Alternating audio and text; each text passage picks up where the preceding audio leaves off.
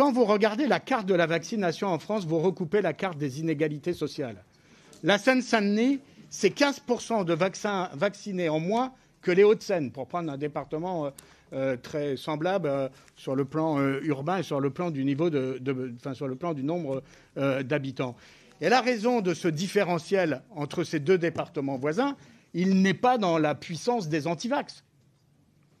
Il est dans les inégalités sociales qui se cumulent, la distance vis-à-vis de l'information d'une partie de la population, la distance vis-à-vis des institutions, l'affaiblissement des services publics qui est plus fort en Seine-Saint-Denis qu'ailleurs. Et donc, à partir de là et à partir de ce constat, il faut mettre le paquet sur la conviction. Il faut convaincre plutôt que de contraindre la population. Et je pourrais vous énumérer toute une série d'exemples de gens qui sont prêts à se faire vacciner, mais qui ignorent que c'est gratuit, qui n'ont pas de médecin traitant, ce qui est le cas de 30% des habitants de mon département.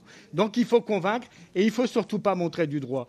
Autre exemple de communication catastrophique du gouvernement, c'est les propos du porte-parole du gouvernement cette semaine, quand il dit au lendemain des manifestations de dimanche, au-delà de toutes les outrances que l'on a condamnées les uns et les autres, il y a aussi des questions légitimes que peuvent se poser un certain nombre de personnes. Quand vous avez un porte-parole du gouvernement qui dit il y a d'un côté la France laborieuse qui se vaccine et puis il y a la France qui se complaît dans le chaos et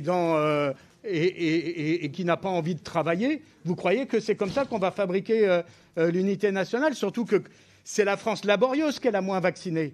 C'est la France qui se lève tôt et qui travaille dur qui est la moins vaccinée, celle qui a été le plus exposée lors de la première vague. Alors de grâce, plutôt que d'avoir toujours des interdits, de vouloir faire contrôler une partie de la population par une autre, plutôt que de diviser le pays, ayons des mots et des propos et des propositions qui visent à rassembler, qui visent à convaincre.